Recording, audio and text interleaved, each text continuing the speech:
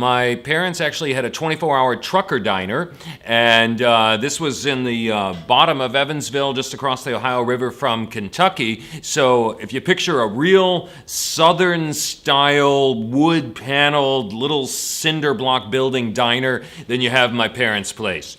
So, at my parents' diner, the music was Loretta Lynn, Conway Twitty, Johnny Cash, and then when I came home from kindergarten and said, oh, I want to play the piano like the way the teacher did at school, my parents were like, well, nah. I am a published writer, proudly have published one short story, and it was called The Cymbalum Player, and it's about a kind of wacky Hungarian guy who is not a professional musician, but plays the Hungarian folk instrument, the cymbalum, and he gets hired by a college orchestra to come and play an important part in a piece by a Hungarian composer, Kodály, at this New England college orchestra. And the story is really about people's dreams. Some of the story is based on a true experience that involved me being a contractor for a college orchestra, and this quirky Hungarian person that I ended up hiring for the job. And I'd like to write more stories that have the orchestral scene as the setting, because it's a really interesting working scene. Actually, I wanted to play the flute. It's shiny and, I thought it was a great instrument, but teacher said, no, the boys should play a bigger instrument. And then I had to play tuba for a year. I started in the cello at age 8.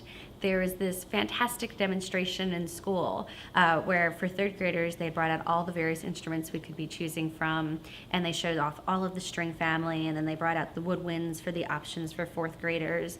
And I went home that evening and I was really excited. I was like, Daddy, I want to play the cello.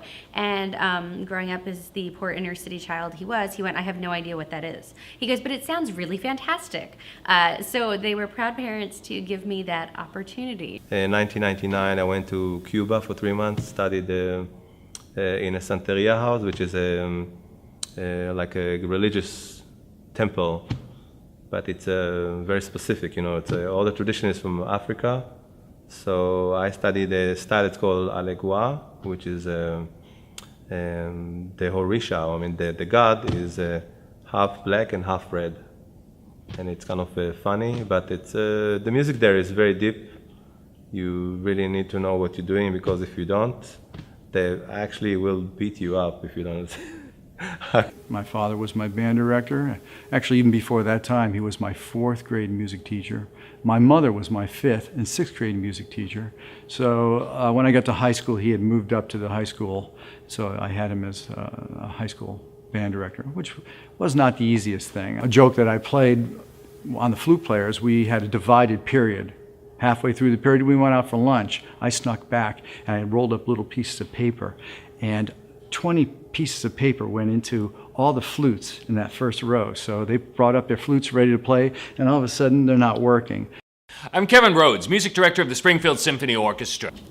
Hi, my name's Audrey Shaholsky, and this is my first season as Springfield Symphony Orchestra's new executive director. I'm Shotaro Mori. I'm a member of the Springfield Symphony Orchestra.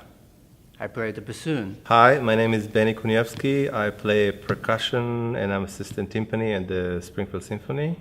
I'm Julie Martin. I play the violin. I've been playing in the Springfield Symphony for I don't know how many years, but I started in 1987. My name is Steve Perry, and I play the tuba. I've been playing the tuba with the Springfield Symphony since 1981.